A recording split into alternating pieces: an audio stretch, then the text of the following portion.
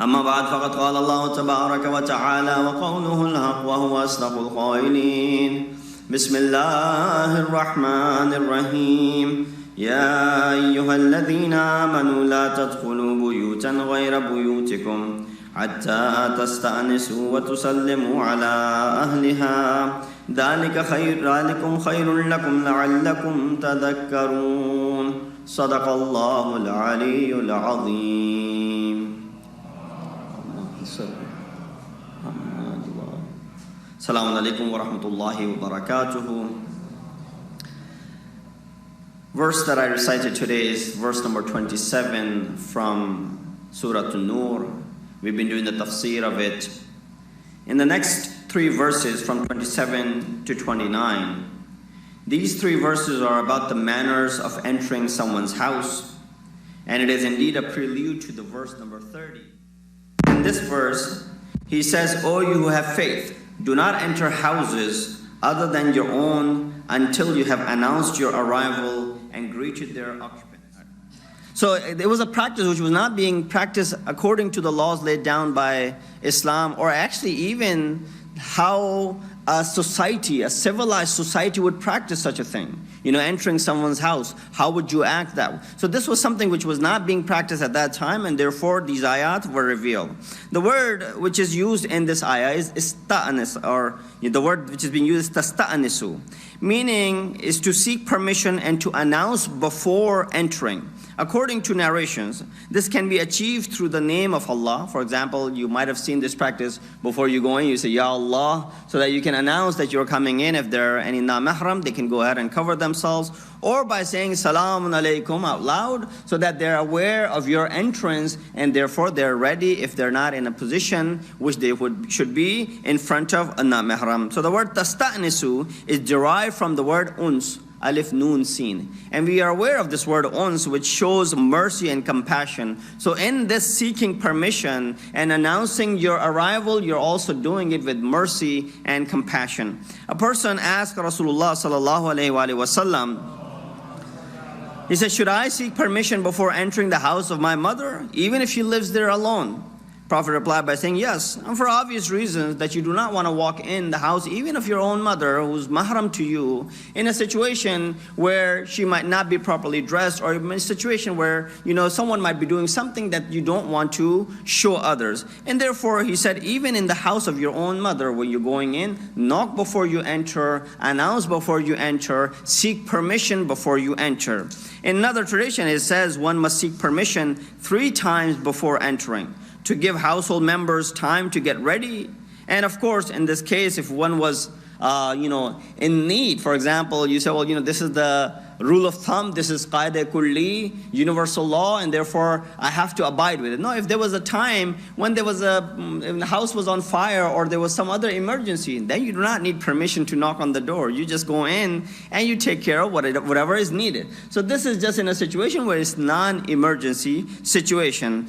And so whenever Prophet wanted to enter someone's house, he would never stand right in front of the house. Rather, he would stand on the side of it, and then he would knock the door, or in this case, that we are going to someone's house, we would ring the bell. Stand on the side of. These are the etiquettes that Islam wants to teach you. Why? So that when you are standing in front of the house, when the door is open, you can see inside all the way through. Maybe there might be someone sitting in a way, or something going on that you should not take an eye, you should not put an eye to, and therefore stand on to the side when you knock on the door or when you ring the bell. The messages are very clear from this particular ayah, that Ahl Iman take directions pertaining to the affairs of their life, daily life. The action that we must perform in our daily life. Ahl Iman, where do they take their instructions from? They take their instructions from the revelation has been revealed by Allah subhanahu wa ta'ala. That's why in the beginning of the ayah it says, Ya ayyuhalladhina amanu, O those who have brought faith, do this. So Ahl Iman are the ones who seek the instructions from Quran and do not take it from anywhere else. Secondly, safety and freedom of inhabitants must be protected. That's why I said, La tadkhulu, do not walk in. And it's sigha it is being, it's sigha nahi, which is telling you not to do this. So therefore it brings about the wujub. It says stay away from being falsely blamed, because if you were to go ahead and walk in, people will be blaming you if something had to happen in that house, for example. So stay away from these false blames, even if you have not done something. Mere fact that you walked in without announcement, it might be blamed onto you. That's why it says la tadkhulu, and towards the end it says dhalikum khairun lakum. It will be for your betterment. If the door of a house is open, it doesn't mean that you can enter. Yes, there's an invitation, but you still knock. And you gotta make those exceptions in this regard where these permissions are not needed. Behavior of mu'mineen with one another should be based on love and respect. So that's why the words that are being used here is tasta'nisu wa tusallimu. Tasta'nisu, again, coming from this compassion, this uns, and tusallimu, coming from salutations and sending and conveying your salam. And it does not make anyone small or less if you go ahead and say salam before anyone else says salam to you. Avoid all actions that can be cause of breaking the boundaries of modesty and hijab. When you enter, say salam. Saying it first, as I said before, does not lower your status, even if it's coming from an elderly towards someone who's younger.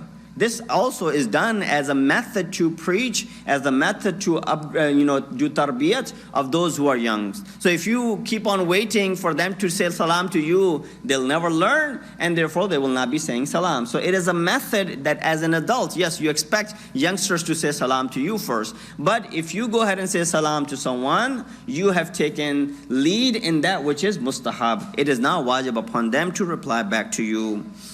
Regarding and considering the rights of others is the root of the human prosperity. The way you can reach this sa'adat and sa'adat ukhrawi, sa'adat in the hereafter, is through these etiquettes that you portray and show in this life. Manners and etiquettes taught by religion are same as what nature demands, which are naturally needed. They must be reminded over and over. That's why at the end of the ayat it says tadhakkarun, to remind them, because we tend to forget. Insan comes from, there are a couple of roots of the word insan. It could come from nisyan, which means forgetfulness. So insan forgets a lot, and therefore it is a need to remind him over and over. The next ayah, verse number 28 says, فَإِن لَمْ تَجِدُوا فِيهَا أَحَدًا فَلَا تَدْخُلُوهَا حَتَّى يُؤْذَنَ لَكُمْ وَإِن قِيلَ لَكُمْ وَارْجِعُوا فَارْجِعُوا وَهُوَ أَزْكَى لَكُمْ وَاللَّهُ بِمَا تَعْمَلُونَ عَلِيمٌ. It said, but if you do not find anyone in them, remember the previous ayah was saying, knock before you enter. This ayah is saying, even if there's no one, if you don't find anyone in them, do not enter them until you are given permission. So you keep on knocking, no one is answering, does not mean that you can now enter because nobody is answering. That means no one's home, so you can go in. No, it's still, you do not have the permission to go in. And if you are told from inside, please go away, turn back, nicely obviously, then turn back. That is more decent for you. Allah knows best what you do. So there might be times when you hear the voice from inside, but you will turn out and say, well, how bad manners do these people have that they have rejected a guest that has come to their door. We'll explain how Shariat looks upon it. Messages that we understand from this ayah: entering into someone's house without their permission is haram. So there you go. It's the ayat of Quran. It says, La tadkhulu. La tadkhulu is nahi. Whenever there's wujub or nahi in amr or nahi in Quran, that reflects on wujub and the hurmat in Sharia. And therefore it says, La tadkhulu, la tadkhuluha. Therefore entering someone's house without their permission, according to Islam and Quran, is haram. Entering requires definitive permission. Hatta yudhana lakum. Wait until you are given the permission. Do not take lead in going in. And as soon as you see the signs of annoyance, you must return. إِذَا قِيلَ لَكُمْ. If they were to tell you, irji'u, return, please go back, farji'u, come back. Do not persist on lingering around the house saying that, what have I done? Why don't you let me in? And so on and so forth. Is standing behind the houses. And this was something which was happening in the time of Rasulullah. And I will explain that towards the end when I mention the context of revelation. Is standing behind the houses of people is not allowed after you have been told to return. Not accepting an uninvited guest is allowed. I did not invite you, but therefore I do not have to accept you. So unless obviously there was a need, there was other situations, but from the Sharia aspect, because a lot of time people try to bring out the Sharia aspect. What does Islam has to say about it? What does Quran has to say about it? As if everything is in Quran, as if everything is mentioned in this book, which is 600 pages. No, not everything will be found in this one. A lot of these things are taught to us by the actions of Rasulullah. Simple answer to the one who always looks for an answer through Quran. Ask them, do you pray 5 times a day? Yes. Can you mention the method of praying through Quran? No. Do you fast during the month of Ramadan? Yes. Can you mention the things which we must avoid while we're fasting during the month of Ramadan? Some of them maybe, but not all of them. Have you performed Hajj? Have you gone for Hajj? Do you plan on going for Hajj? Yes. Can you derive all of the laws pertaining to Hajj from this book of Quran? No, you won't. Where do we learn that from? We learn that from the practice of Rasulullah. We learn that from the actions of Rasulullah. And therefore, you got to keep both Quran and the acts of Rasul both together in order to go ahead and derive these laws. So not accepting an uninvited guest is allowed according to this ayah. Let's accept the excuse of the people of the house and not consider it dishonor for ourselves when they're saying go away. Quietly walk away, as this ayat of Quran is saying that it is huwa aska lakum. This is pure for you. Do not be offended if your request is turned down. It might be the case that the owner of the house isn't ready to receive you. They might be in a situation, their house might not be etiquette, it might not be clean. There could be many situations where they cannot let you in. Because if you were to come in, you will leave the house in a state where you will be doing backbiting. So they're actually protecting you from a lot of other things. Therefore, except when they say, don't come in and leave. Why? Later part of the ayat says, it warned us rather, Wallahu bima ta'maluna alim. Allah subhanahu wa ta'ala is aware of what you do. Knowledge of Allah about our actions is an element of either encouragement or threat. So when we know that Allah knows everything, we know that Allah is watching over us, we know that He's, nadir upon our actions and our aqwal and our sayings, it gives us 2 things. Either encourages us or threatens us. Encouragement, when you do something good, and it goes unnoticed by the people. So, you did something here which was brilliant. Tremendous, required a lot of appreciation. But nobody noticed it. Knowing that Allah subhanahu wa ta'ala noticed it, knowing that He did not miss your action, knowing that He was seeing, He was watching over what you did, you don't feel so bad. So that gives you encouragement. Yeah, I did this action, but 100 people over here didn't see it. But when Allah saw it, isn't that more than Him seeing it, and then let alone these, other than these 100 people? No, it's enough. But how do we convince ourselves of that? That's very difficult. We want others to see our good deeds. That gives us more encouragement than knowing that Allah is seeing our good deeds, and that should be the biggest encouragement for all. I'm not going to do this anymore because nobody really notices me. I'm not going to do this work. I'm not going to give more towards this cause because I don't really get appreciation. Appreciation is good. We should not neglect appreciation because Allah is watching, so why do we need to appreciate someone? No, that should not be from our end. We should still go ahead and appreciate people. But when you yourself are doing something good, let it be known that Allah has seen it, and that should be enough encouragement for you. On the other hand, we should be threatened. When you do something wrong, even if nobody over here saw it, I got lucky, nobody saw me doing that. No, Allah saw you. That should be threatening enough for you. That should be discouraging enough for you not to go ahead and repeat that action again. Salawat bi Muhammad wa ali Muhammad. I'm going through these ayat very quickly. Verse number 29 says, لَيْسَ عَلَيْكُمْ جُنَاحٌ أَن تَدْخُلُوا بُيُوتًا غَيْرَ مَسْكُونَةٍ فِيهَا مَتَاعٌ لَكُمْ وَاللَّهُ يَعْلَمُ مَا تُبْدُونَ وَمَا تَكْتُمُونَ. First ayah said, do not enter. Second ayah said, don't enter until you're given the permission. This ayah says there will be no sin upon you in entering without announcing those houses which are uninhabited.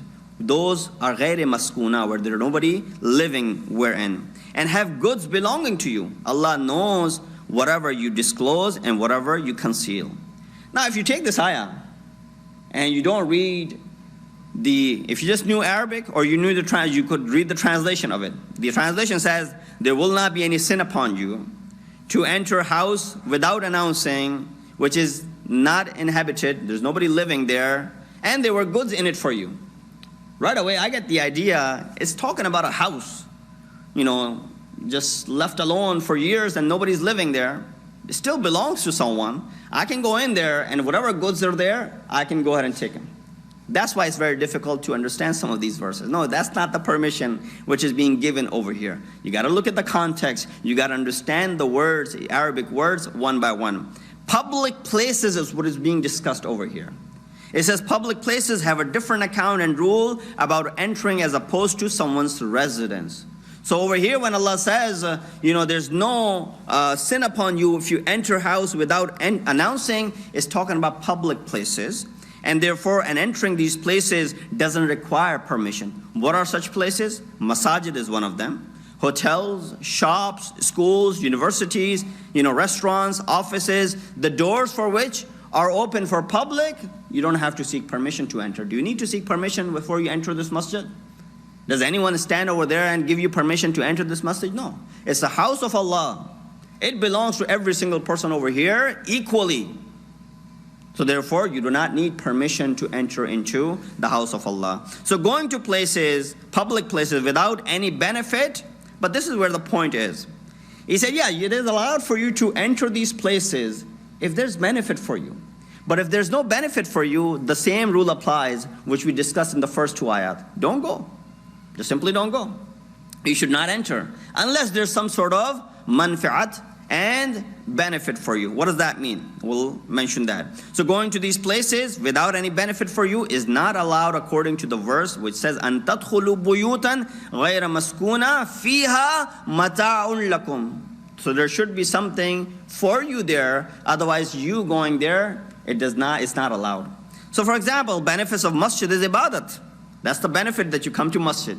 You perform the ibadat of Allah subhanahu wa ta'ala. What better place to go for ibadat than the masjid? So right away there is mata'un lakum. This is where fiha mata'un lakum. Schools, you go there for education. So there's mata'un lakum over there. Shops or markets, you go there for what? So that you can buy merchandise. There's mata'un lakum for you over there. Restaurants, you go there to eat. That's mata'un lakum over there. And then various other, other offices that you go for various different reasons. There's something for you over there, and that is the reason you go. So from this ayat, we understand it's not talking about those houses which are still personal residences of some people, but they have left it because they've gone on vacation, for example, for a month. No, you cannot enter into those houses and go ahead and take, which is mata'un lakum, beneficial for you. That's not what is being discussed over here. That's how, this is just a very small example how some of the verses of Quran are taken out of context. When the verses of Quran are taken out of context, this is where we run into trouble, into using these verses for our own benefit.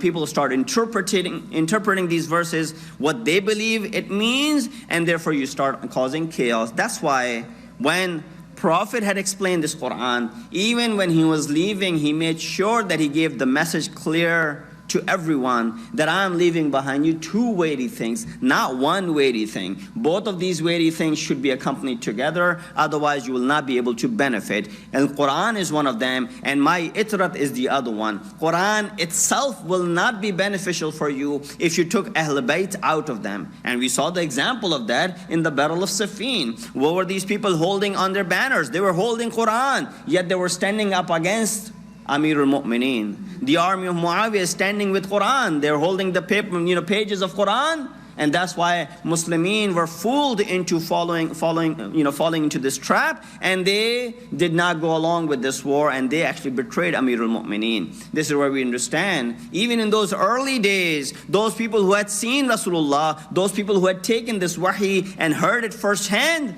had trouble understanding, let alone people after 1400 years. Salawat Piji Muhammad wa Ali Muhammad.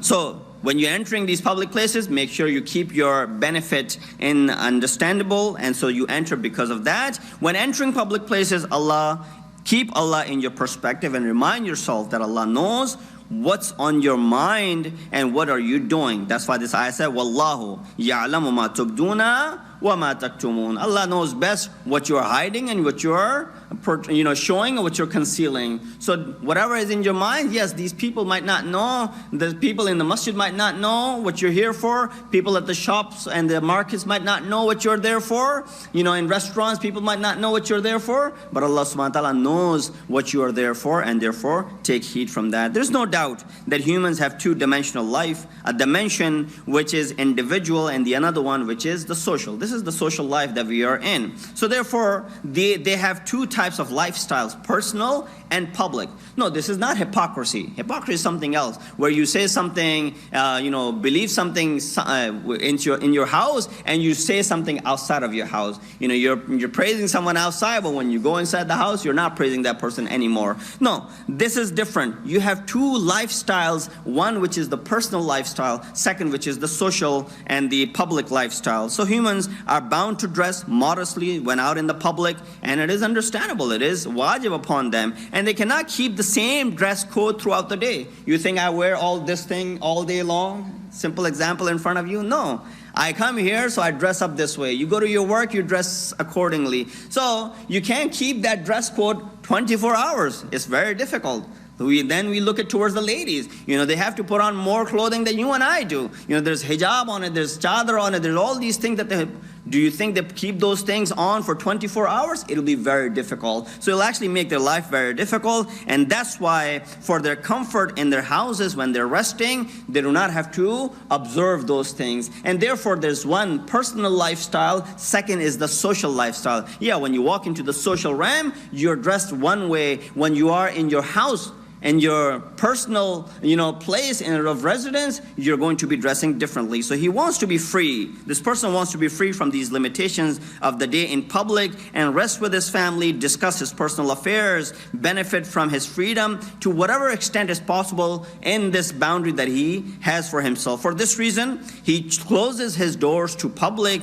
and cuts himself off from the society for a little while. Then he goes back to being a social animal again by mingling with the people on the next day. So this free environment that he has created for himself should be respected by the society, because everyone has created this environment for themselves. When you do this for someone else, you have the similar environment for you, and you don't want anyone trespassing the same similar environment. This is a natural demand, and therefore Islam also gives permission for it. In fact, Islam went to the extent that it explained some of the etiquettes and manners and the rules and regulations about it. We read in a hadith that Abu Sa'id, one of the companions of Rasulullah, came to his house, knocked on the door, asking for the permission to enter. Prophet came out and said to him, don't stand in front of the door when you knock. And then he showed it through himself whenever he went to someone's house, how he knocked and how he said salam before entering the house. In another tradition, we read that our Prophet came and knocked on the door, as he used to do every single day,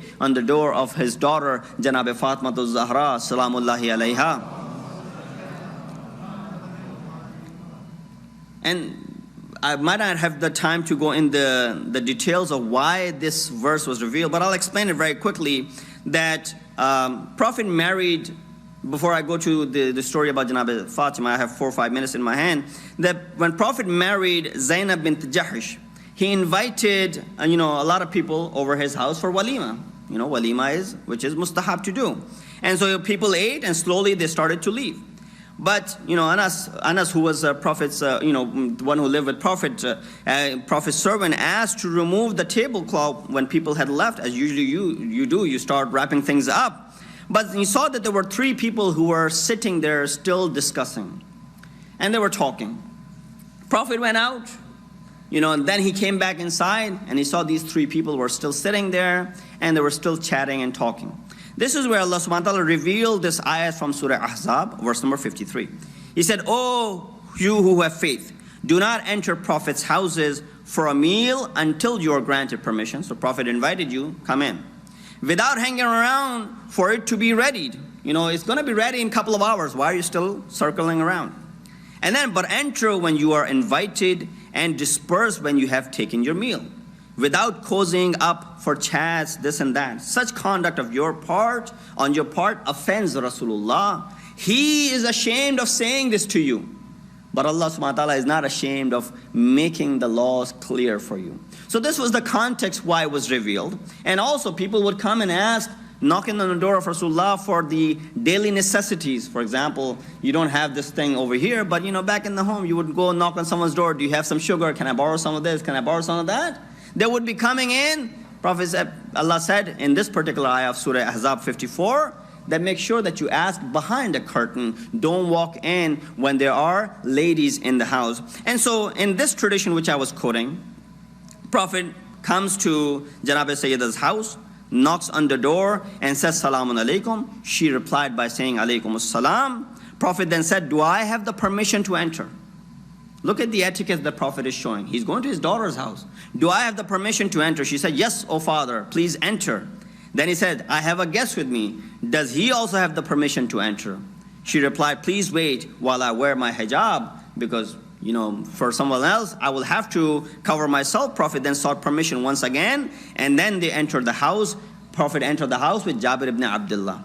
And so just showing that he is going to his daughter's house, still he's showing this protocol that must be followed when you enter. With all these examples that Prophet has set, we still see that the house of Janab Sayyida was violated not too long after the wafat of Rasulullah. The same house upon which Prophet is knocking and seeking permission over and over is the similar door, same door, which was knocked down, which was burned away, and which resulted in the shahadat of Prophet's grandson, Mohsen, who was an unborn child. We ask Allah subhanahu wa ta'ala to give us the tawfiq to be able to follow these commands from Quran and learn from the examples of Ma'asumin alayhi salatu wasalam. Allah is in the zuhur of our weighted Imam. Make us among the helpers and the soldiers of Imam. Wa akhiru da'wana anil hamdulillahi rabbil alameen.